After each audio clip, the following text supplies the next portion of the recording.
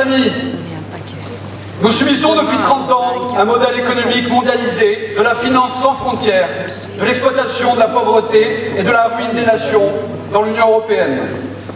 Le bilan des mondialistes et européistes est désastreux. Croissance économique quasi nulle, désindustrialisation continue, chômage réel galopant, déficit public abyssaux, surendettement de l'État, des organismes sociaux et des collectivités locales, hausse record des impôts, taxes et prélèvements sociaux, et pour couronner le tout, l'immigration économique massive. Les euromondialistes ont tellement honte de leur patrie qu'ils veulent l'effacement de la France. Ils en viennent même à supprimer le nom France dans les enseignes des grandes entreprises.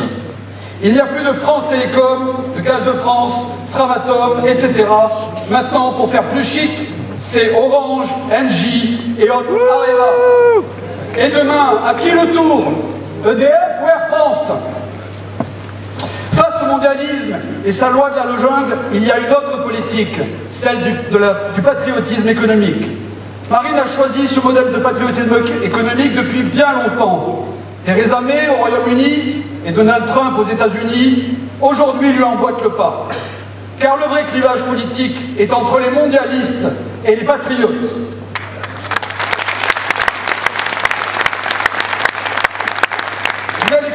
L'économie est financiarisée et mondialiste, des jumeaux, Marion tout à l'heure en parlait, les On, Fillon et Macron.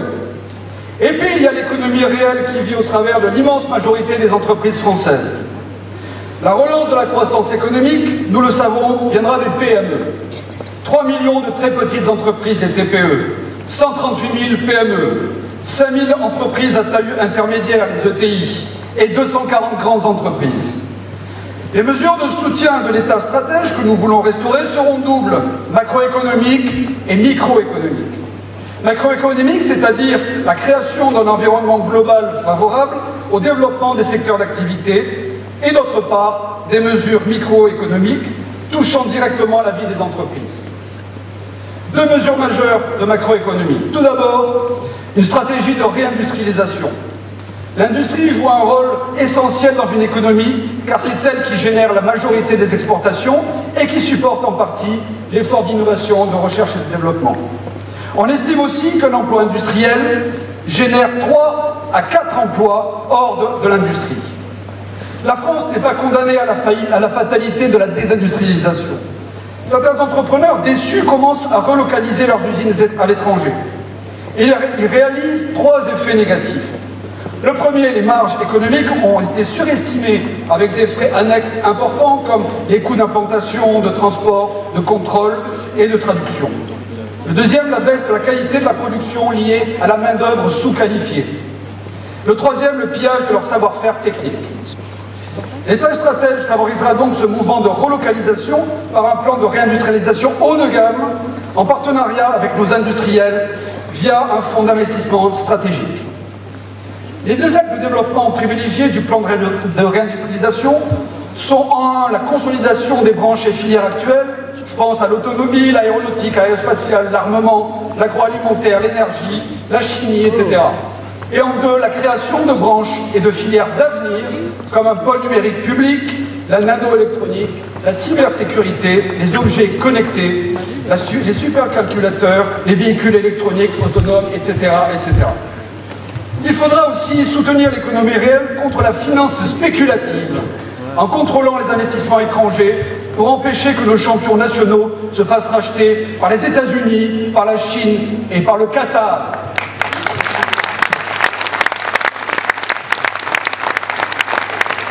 Je pense par exemple à Alstom, qui aujourd'hui serait français avec Marine Le Pen. Ceci nous permettra d'exporter plus chez nos partenaires commerciaux et d'importer moins des pays à bas coût de production. Plus d'activité, moins de chômage et en plus des recettes fiscales pour l'État et des cotisations pour notre système de protection sociale. L'expérience le prouve, une nation sans usine est une nation sans emploi.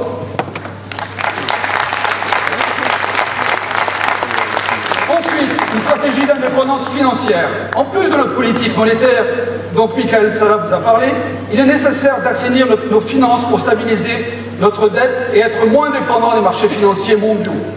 Il s'agira de baisser les mauvaises dépenses publiques sur le coût social de l'immigration, notre contribution aussi nette au budget de l'Union européenne, la lutte contre les fraudes fiscales et sociales, la facture du sauvetage de l'euro et sur le millefeuille administratif.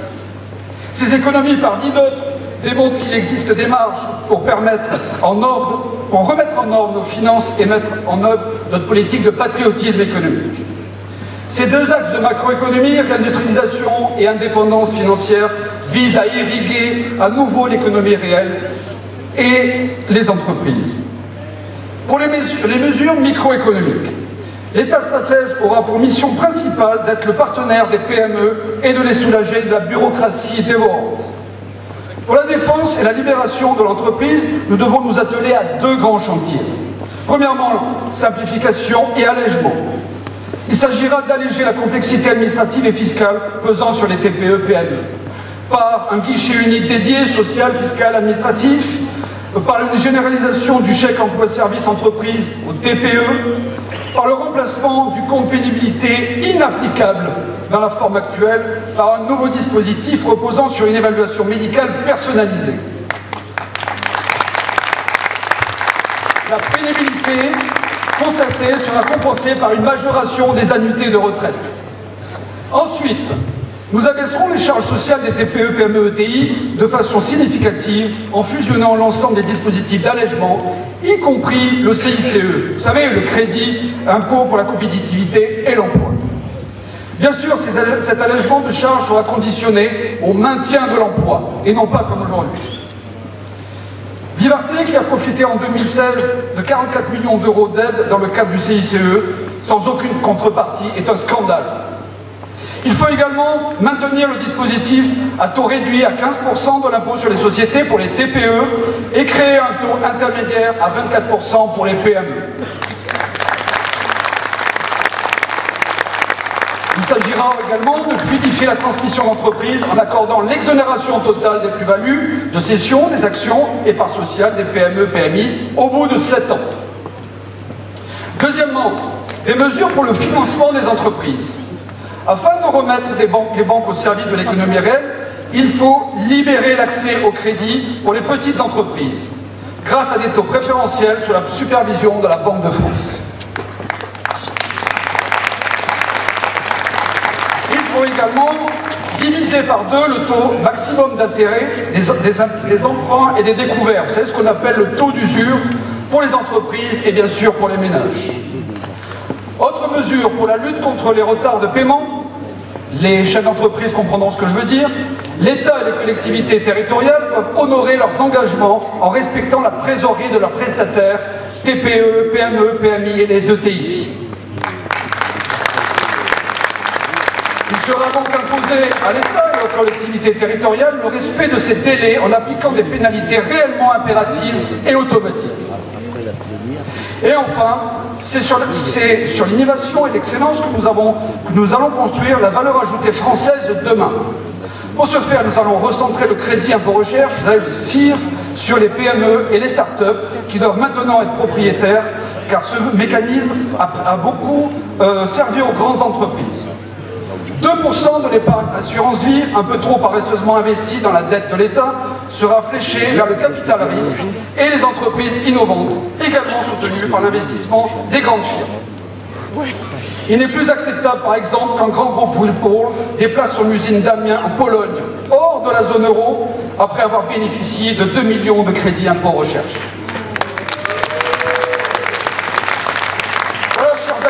Les remèdes pour ce beau projet de redressement national que nos détracteurs anti-France dénigrent du haut de leurs échecs himalayens. Ce cocktail des principales mesures économiques permettra aux entreprises de redevenir compétitives.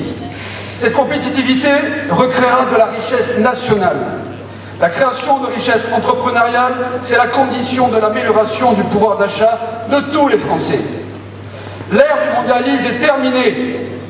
La période des ultralibéraux, Fillon, Macron, les marionnettes de Bruxelles, c'est fini. Avec le grand retour des nations, le patriotisme économique est partout dans le monde une idée neuve et une idée positive. Grâce au patriotisme économique et à Marine présidente, la France sera de nouveau une grande puissance mondiale. Alors, avec toutes nos entreprises et nos entrepreneurs, soyons fiers de produire et d'acheter français. Oui.